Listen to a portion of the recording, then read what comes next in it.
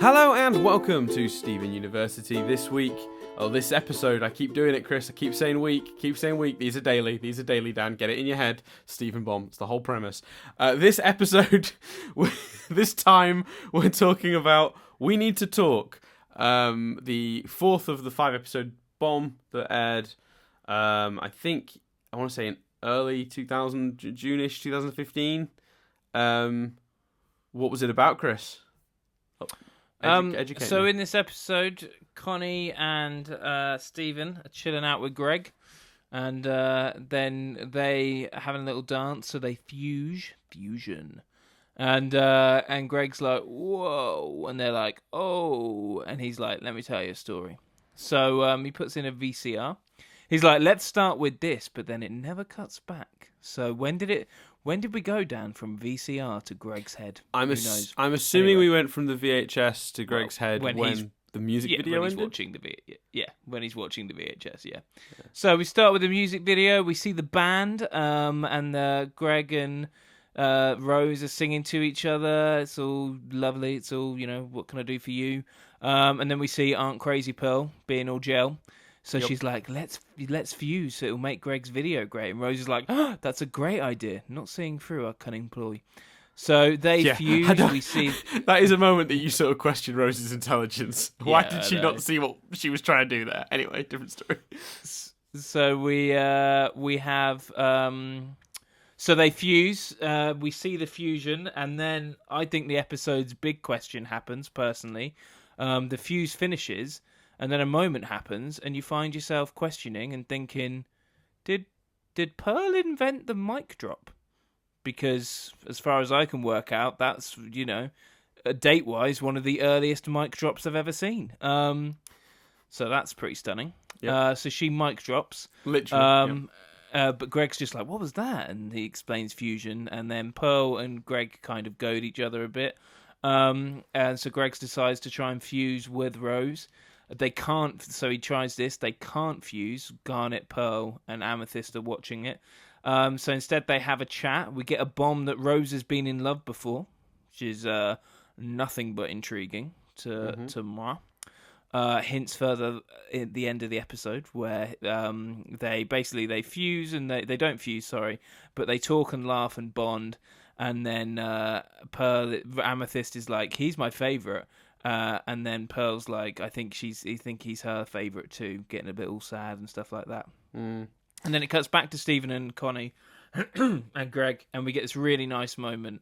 The moment at the end where Stephen realises he's half alien, I think, and is a bit like, oh shit, is nice. But for me, the real gem, and I think it's a shame. The only bit of the episode though is like, oh, that's a shame, is that we don't get longer on the moment where Mr. Universe and Connie, where he says, if you ever need a human to talk about this, I'm here, and they high five, and they're like, human beings. I think that's fucking great, because I hadn't even thought of that before, and it's like, well, of course they can relate to each other in so many ways, in perhaps more ways than anyone else can.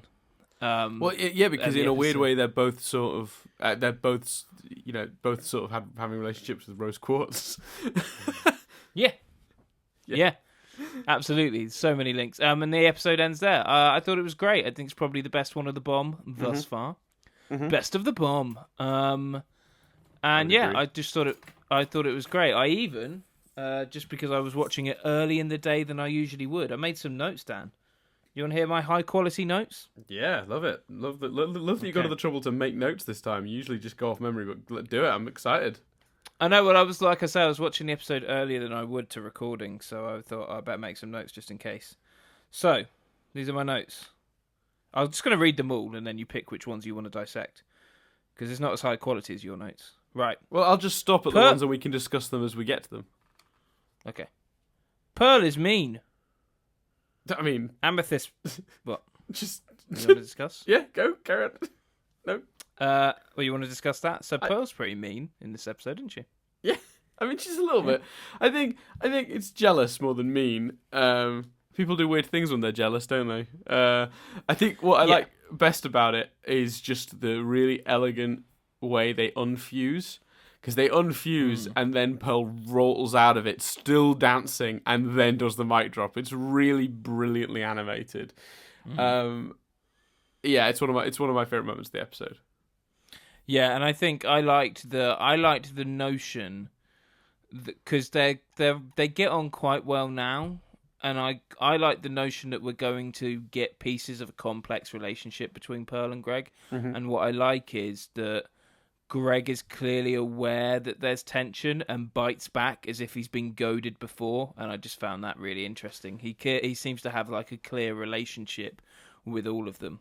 Yes, and speaking of that, one of my favorite elements of this episode, which you didn't touch on in your intro, obviously just for time, because otherwise it'd be just frame for frame the episode.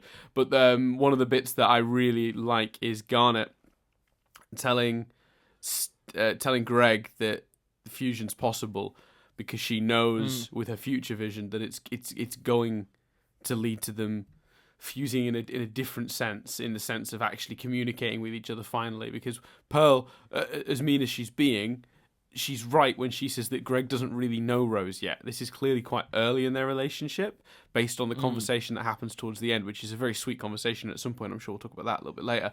But I think that it's quite important, Garnet's role in this, because we're seeing that side of her that we've gotten to know more recently, but obviously we didn't really see it in the early episodes, which is someone who's genuinely does sort of believe in like the power of love and is very much behind that sort of thing. Definitely. And in using her future vision to know that sending Greg on that path of trying to fuse will lead to them having a conversation they really needed to have a long time ago. So I think that's one of my favorite elements of the episode.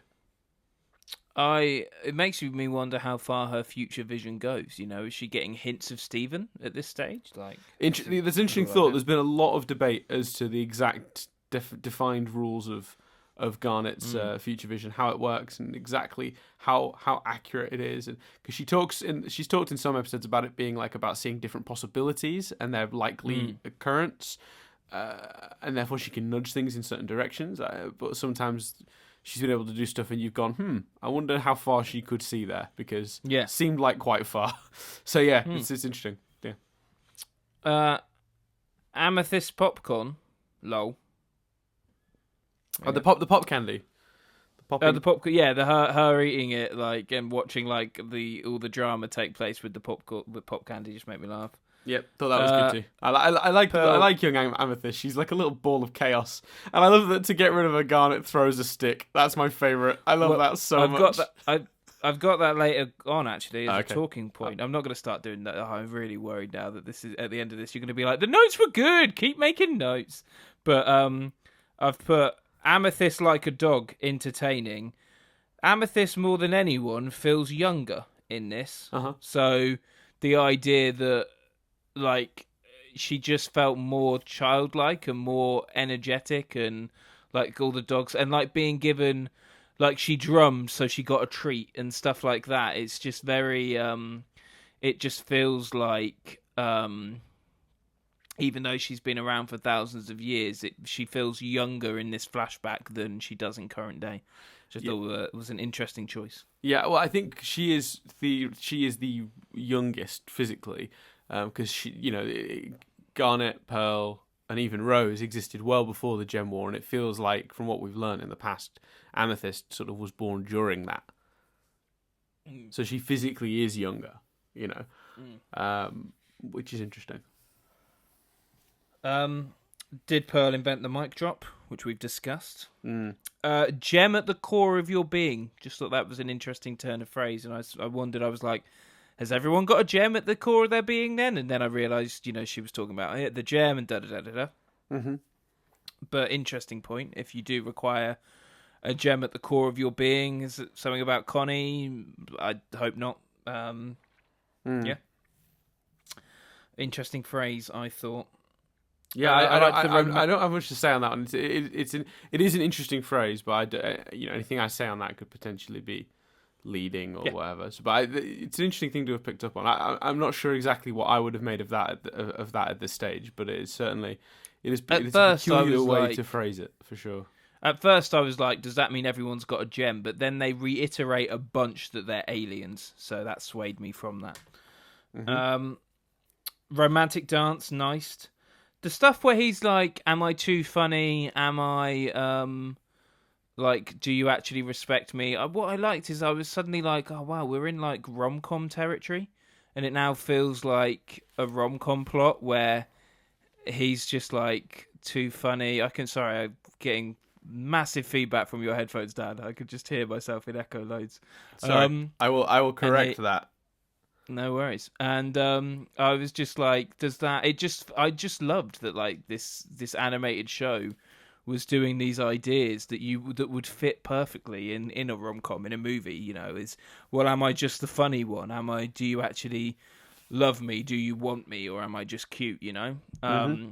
And I related to that, Dan, as someone that has only got the vague ability to make someone laugh going for me, that's particularly interesting when you combine it with this notion that Rose has had others before him, because it makes it seem like they've all sort of been like just amusements to her, like pets, like, do you know what I mean? Like she's not taking any of them particularly seriously, and that's why Pearl is so confident that Greg is just a phase, as she phrases it, because I think... Go on, sorry. Yeah, go on. No, you go. I was just gonna say, so like, it's interesting because you sort of think like clearly she's got this affinity and affection for human beings. She's just something. I mean, she says it in the song. I like the way human beings play. It's one of the lines in the song. She just finds them very amusing. So it's a question of, have you been in love before? Yeah, I've loved things, people, whatever. It's have you I can't remember how they phrase it, because it's like, have you loved someone? Have you been in love with someone? Yeah, he says, have you ever loved another human? And she says yes, and then he says, have you ever been in love before? That's it. So and there's a difference between loving... Like, it's torture. Yeah, so that's the difference, and that's the moment Pearl, I think, realizes that Greg is different. Greg is potentially special, because I get, she's feeling that he is maybe in love with her, with him. Sorry. So it's interesting. Go on. Rose just doesn't come off too well in this episode. Like, I have to say, do you not think?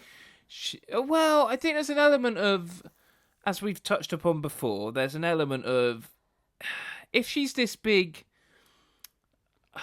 she's described as this clever, analytical, kind of almost like war general figure, Rose wouldn't want this, implying she was the leader, the captain, all that sort of stuff. If she's clever enough to do that, how is she not clever enough to see that Pearl is madly in love with her, and actually fusing with her in front of Greg is a bad idea on all counts? So the Pearl stuff, I think she comes across a bit harsh. Like, how much is she aware of that? How much is she leading on? All that stuff. And then just like, is Greg a pet, or is he her love? And she doesn't come across that bad, but just she's not. I just feel like she's not matching the stories. Yeah, I feel like the more we see of Rose, the more, and this would be the case with anyone, I guess, the more we might see cracks in this Rose was amazing thread. Yes. I think that is entirely intentional. I think the person who has told Stephen the most about Rose so far is Pearl, who adored Rose and thought, the very ground she walked on turned to gold. Do you know what I mean? So what I like is when we get these slightly more grounded stories, it's not so much we're seeing cracks, we're just seeing the truth. And I think that does happen to people who are gone. They're once they're gone, they're sort of deified almost. You think of the positive, and people sort of put them on pedestals and things like that. And I do think it's going to become very clear that Rose is a flawed person. But what I do like is there is a weird consistency to it. There are bizarre contradictions, but it is also weirdly consistent. You get the impression that Rose is, especially from this episode, thinking about how much they play on this idea that she has a real interest in humans and humanity, and there's something about that she admires. And we had that in the episode where Stephen finds the tape, line 3. She talks about humanity and how they have all this freedom, and she loves the lives they lead, and it's just there's something amazing about the human race. When you hear stuff like that, her choice to rebel against Gem Homeworld, who are potentially damaging the Earth, makes all the more sense. It really puts a stamp on it of, why she would make such a bold decision to sort of turn on them and potentially and in fact in reality, as we found out last week, caused the deaths of potentially hundreds of other gems. You know, she essentially started a war over it to protect humanity, and that makes her vastly flawed anyway, because anyone who, you know, ends up starting a war, even for the right intentions, it's still a war. You're still costing lives. You're still taking a huge risk for an ideology, and you might be wrong. Do you know what I mean? And it's so I think Rose is a very, very. I think Rose is flawed, and I think that becomes evident every time we see what she actually did, and it's less evident whenever we hear Pearl's interpretation of Rose. And I think that is all lines up kind of perfectly, because it is sort of like the unreliable narrator thing with Pearl, I think. And I actually kind of like that about it, because it's consistently incorrect. But in a way that makes sense, like I said. So I really admire the show for keeping that so well put together, because it all still fits, but it's more interesting doing it this way, because you're trying to piece together. Layered. Yeah, because you're trying to figure out which version of Rose is the real one. And what's nice about that is I feel like our journey with this is going to match Steven's. As he hears more about Rose, will he start questioning the same things and going, well, how great was she? Because they played a lot with that in Harry Potter as well, didn't they? In the later books, you know, when Harry sort of found his dad was bullying James, and yeah. So you get James like bullying Snape, and Harry sees that and he feels sick to his stomach, because he always imagined his dad was nowhere near as arrogant as Snape implied, but he comes across that way in that footage, and it's like, you know, you're challenging the character's belief of a person who's long since gone. And I feel like as we question Rose, I feel like Stephen will start questioning Rose as well. And I think that's important as well. So it's a really powerful element of this episode. Funny you should bring up line 3 straight to video, because I think that went up today, didn't it? From the point of view of us recording this, might have done. Yeah. Anyway. It might have done, Chris. It's gotten to a point where I automated so many in advance that I've lost track of what has been put out and what hasn't. It might be. If line 3, if nothing went up, and line 3 is the episode you guys famously waited for, we're sorry. I should check that it's actually going to go up, shouldn't I? My other notes were just on the Stephen, the Connie Greg stuff, and the Rose having loved people before stuff, which we've touched upon. I think the Stephen, the Connie Greg thing fascinates me in a way, because it's like, is history going to repeat itself? Like, with Stephen and Connie going to have this parallel love story to Rose and Greg? Is Stephen going to find someone else, and Stephen and Connie is just a friendship? Like, it's so layered, but I can't believe how much I loved that moment. And the high five was sweet, but I almost, I don't know.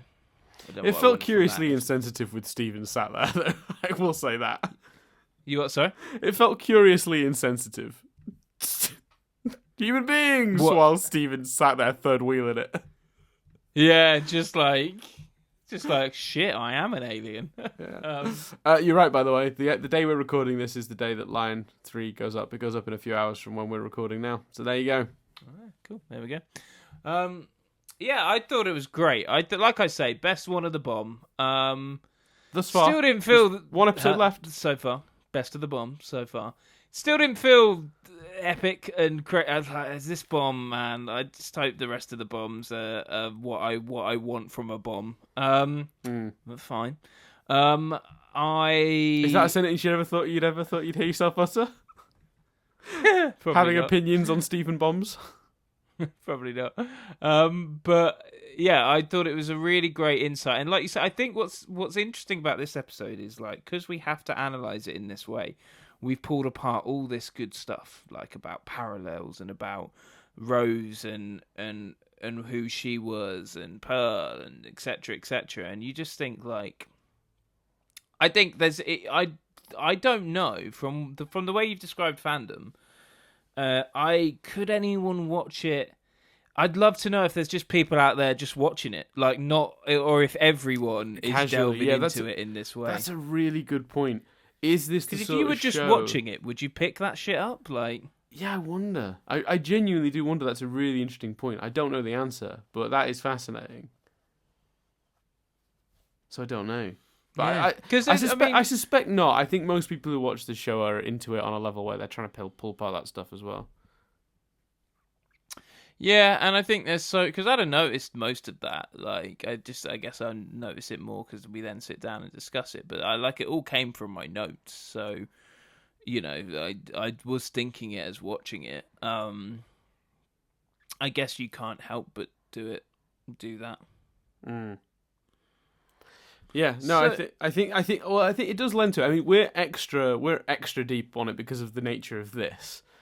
So we're even little things like, obviously, I found it really interesting. Even a little line like when he asks her if she ever missed Gem Homeworld, and she's like, no, not at all. And it's like little things like that are so interesting because it's like it's such an insight into the character, even though it's such a small moment in this episode. It's like a 10-second or even 5-second moment of the episode. But I think that's a really important thing to know about Rose is that that chat is just like chucking important stuff at you. Mm. Did you have any other thoughts or notes that I wanted to talk a little bit about the controversy around this episode in certain countries, particularly in the UK. I think it's disgusting that it went down like this, but for those who don't know, Cartoon Network felt the need to make this more family friendly. And this idea really does disgust me. They felt the need to remove some of the more intimate shots of Pearl and Rose, and kept on longer shots of Greg's face reacting. Whoa. Just Pearl and Rose? Yes. So they didn't cut Rose and Greg kissing? No. What the what? Yeah. So how? You can feel my outrage now. Because the difference, Cartoon Network. How? Because they're not kissing. They're dancing. Yes. They're not even kissing. Kissing is way more of an intimate act. So you have to go. Does it come to the fact that they're essentially what they're saying is intimacy between two people of the same gender is somehow less child appropriate than intimacy between. That's essentially what they're saying with this edit. That is ridiculous. Yeah. They're not even officially particularly a gender. They're both gems. They're both aliens. Yes, 100% agree. It's disgusting. Petitions have been started to try and get this have it aired the way it should be in the UK, and it's Cartoon Network UK specifically that made this choice. Obviously, Cartoon Network in the United States aired it as is, but there are a few other countries that followed suit with Cartoon Network UK, from what I understand. Can't remember which ones, but they defended their decision to censor this scene, stating that, and I swear this is a legit quote from Cartoon Network UK, the fact they had the gall to reaffirm this backwards thinking. So their response is that they have to ensure that everything on air is suitable for kids of any age at any time. We do feel that the slightly edited version is more comfortable for local kids and their parents. What does that even? What? I don't even know what that means. Like, no. That's such madness. Again, the decision in itself is essentially them saying that intimacy between two people of the same sort of gender assignment, whatever you want to call it. And we know that the gems don't have gender in the official way, but they are officially referred to as her. That's the pronoun you use with a gem. So as a result of them both being referred to as female, that somehow makes their intimacy more inappropriate for children than the other intimacy that's been shown on the show, which there have been multiple occasions of much more intimate moments. There's a kiss in this very episode that is more intimate than that. And then you look at the big sort of smacker that is planted in Island Adventure. Yeah. Which was surprisingly graphic for a kids' show. And that didn't get edited. Greg and Rose is way more intimate in this episode. Yeah. So to affirm that it's because that is absolute madness. And just so, like, it's just not... Like, how about, like, all right, Cartoon Network, like, the reality, like, yeah, but tell you what, you're right. That sort of attitude does still exist, especially in, it sounds bad, but I think there's been a lot of proof that it exists within certain generations and certain certain areas, even maybe based on some of the coverage of recent political stuff in the UK. So okay, that does exist. So why don't you guys do a really cool thing and go, fuck, that exists, and we know it's wrong. We can't control what parents are saying to their kids. We can't control the shit they're seeing online or in the playground. Maybe though, if we air this, maybe if they see it maybe if they see apparently two categorized people, although I don't really agree with that, but fine. Maybe if they see two women be intimate, maybe that will get through more than all the outside noise bollocks. And maybe by airing it uncut, they could do some good. Like, maybe that should be maybe those kids will grow up not Network. to see it as different or weird or unusual exactly. in some way. Yeah. Maybe you can help. Maybe the fact that this is an issue, maybe instead of going, it's a bit of an issue, so we're going to do this, you could have the balls, because no one's going to be chasing after you because Cartoon Network in the US did it. And if you really got controversy in letters, hide behind them. Well, maybe by all official definitions definitions of classification, the shots that were removed are PG. At worst. What? It's at worst. It's PG. Yeah. Yeah, they're not. This is the thing. Like, we're getting angry, and we're not even like angry. That's a whole other set of anger. The fact that they cut stuff that isn't even graphic. Like it's two people dancing. Fucking hell. Mm-hmm. Sorry, excuse my anger, but it's just yeah. Yeah, I mean, when I first found out this was happening, because obviously, I'll be honest with you, I've never watched it on Cartoon Network. It's a show that I found online and watched through, the various sources I've been able to watch it through online, buying episodes on Amazon, iTunes, wherever. That's how I've always, enjoyed the show. And it was only when the petition went up about the way they were editing it that I even became aware. And I've signed multiple petitions about this. And I don't know if they're still doing it. A year ago, I last heard about this, I think, nearly. If it is still happening, though, I would like to get people from Cartoon Network and slap them around the face. It's like Disney banned 3 episodes of Boy Meets World. One prom one, which obviously dealt with sex. Another one set when they were in college, which dealt with sex, and one that drank with alcohol. And the key messages within those episodes were: don't take out your problems by drinking. That's a bad idea. And don't have sex if you're not ready to have sex. It's fine not to. And it's just like, do you not see the damage you're doing by banning them? Yeah.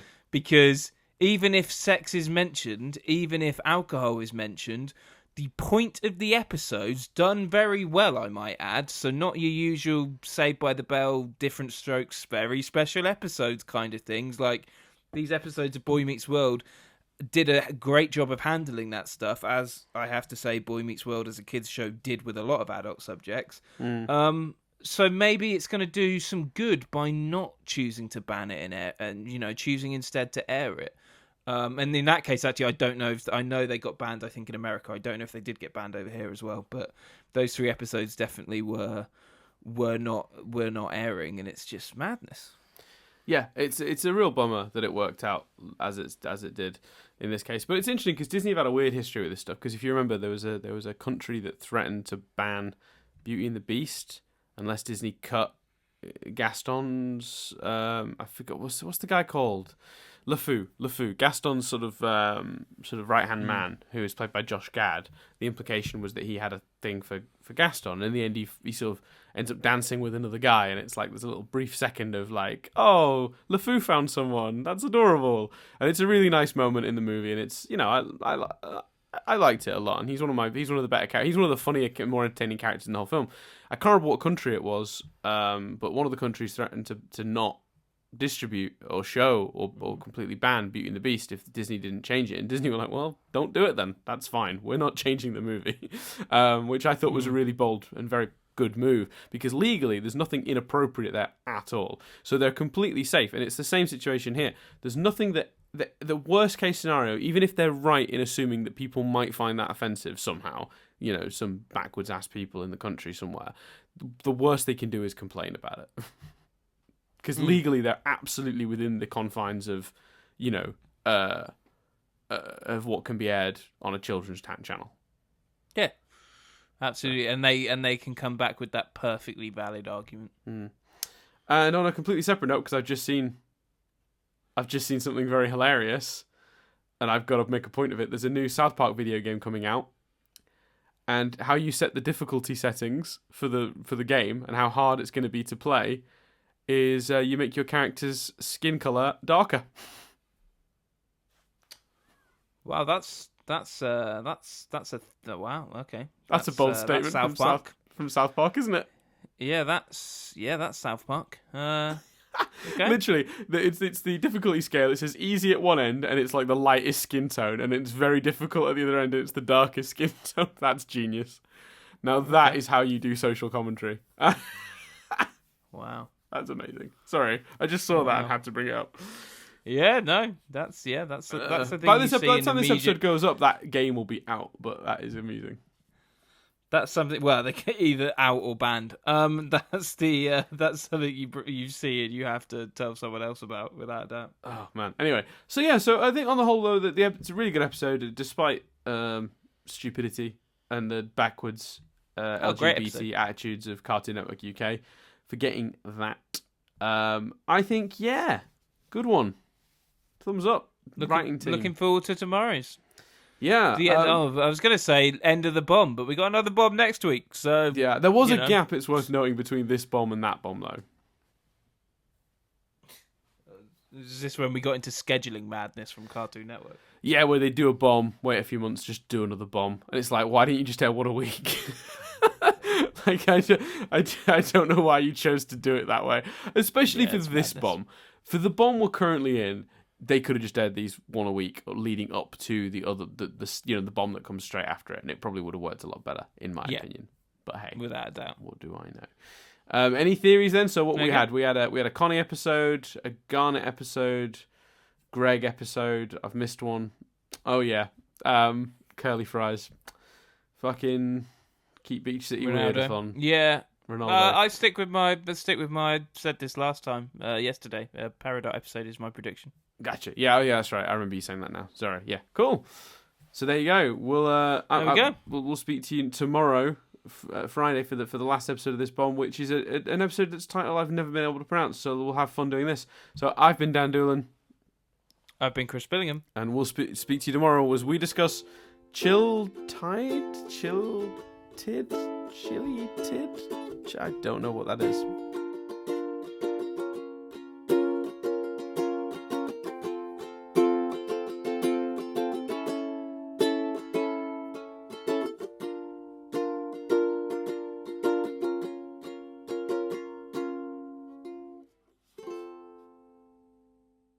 Chili tits. I don't know. CHILLETID. No idea. Chillettes. Chilted. Don't know. Chilty. Don't know. And I've just put it into Google and found somebody's written, "What the heck does this mean?" Oh, it means chilling time in English. Fair enough. See you for that. Oh, chiltid's it's Norwegian, and it means chilling time. There you go. Nice. I'll stop recording now. Yeah, do it.